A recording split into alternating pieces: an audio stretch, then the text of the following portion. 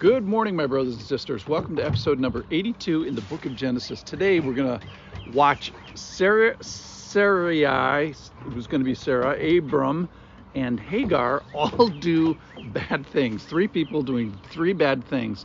And one of them is going to be asked to do the hardest of things, which is probably, I think, going to influence the other ones to do the right thing. It's all about entrusting when it's hard. And frankly, today we're going to see three bad examples in these people. We're going to see impatience. We're going to see abdication of responsibility and leadership. We're going to see jealousy. We're going to see blame. We're going to see everybody doing something wrong. You're going to see people doing stuff wrong with their nakedness. We're going to see people doing wrong with their marriage. We're going to see especially people do stuff wrong with their actions and their attitude and dealing harsh. We're going to see upside down family dynamics. So why study this? First of all, is to learn what kind of people we are, and then what kind of God we are, and how he asks us to act differently. So what a fun story. This is from Genesis chapter 16. This is going to start in verse 4. And he, Abram, went into Hagar, and she conceived. So they had sex. And when she saw that she had conceived, she looked with contempt on her mistress. So this is Hagar looking with contempt on Sarai.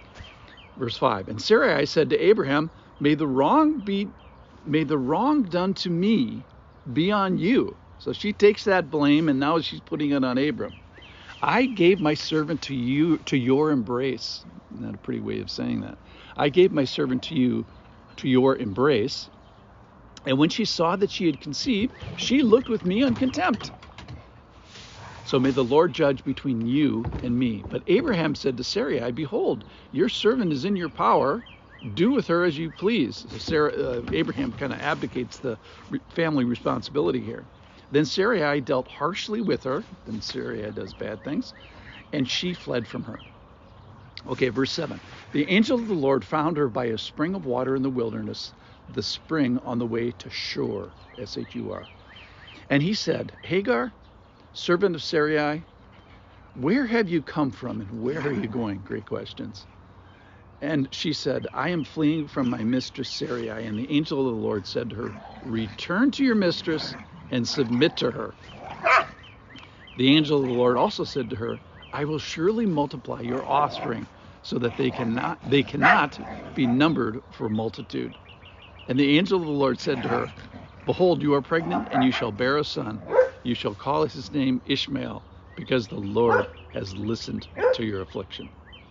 So just because it's a relative, and let's say your spouse has a bad idea, doesn't mean that you have to do it. So this idea that Sarai should offer Hagar to Abram to make this new multiple generation thing that the Lord has promised to Abram, that is an error.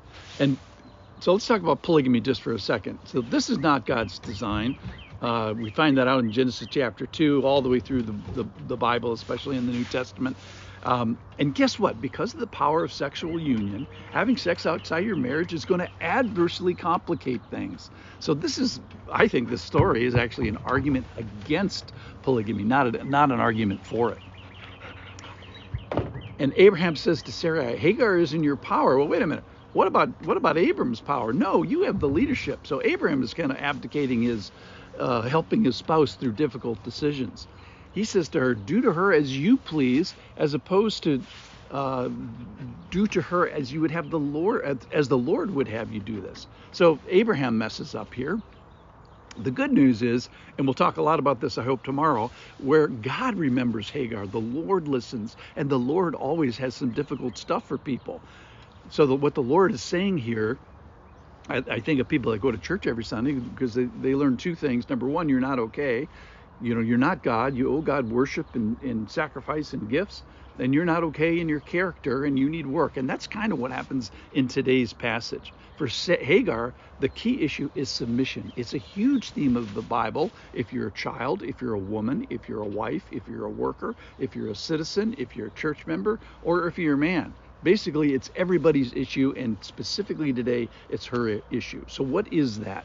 Submission is the voluntary relational attachment under a designated person who's acting in a designated role that demonstrates by word and in action imperishable internal adornment before God. So it is something that shows in relational practice what's true in spiritual reality. And it never works unless you get the spiritual component right. So what the angel says to Hagar is go back and submit. And it's the hardest thing in the world. And ironically, in chapter 3 of 1 Peter, this is what Sarai is praised for. So she wasn't like this before. When in the New Testament, Sarai ends up that this is the one thing that's specifically praised about her. So how did she get it and how did she learn it? I think it's by Hagar. 1 Peter chapter 3, but let your adorning be in the hidden person of the heart, with the imperishable beauty of a gentle and quiet spirit, which in God's sight is very precious. This is how the holy women who hoped in God used to adorn themselves, by submitting to their own husbands, as Sarah obeyed Abraham, calling him Lord. And you are his children if you do good and don't fear anything that is frightening. So what we find here is Hagar adorning herself in submission. So this passage has so many wonderful things. Do you have anybody in authority that you're doing things wrong with? Do you treat them with contempt or kindness? So let's try kindness. Do you know where you're going? Are you blaming and having anger? Are you involved in a sexual situation that you shouldn't be? Are you noting that it's a powerful and it's going to compromise your judgment as it does for this little love triangle? And then the big passage today, I think, talks about returning and submitting, two super hard things. Why? It's the biggest of big deals for this person, Hagar, who then comes back, shows Sarai how to do this. It becomes one of Sarai's great attributes. And then she's known for it in the New Testament as an example to all of us. So I think by what happens today's passage, by Hagar coming back and learning this from the Lord, doing it in her household, being an example to Sarai, now we have this as an example for everybody. Thanks for listening.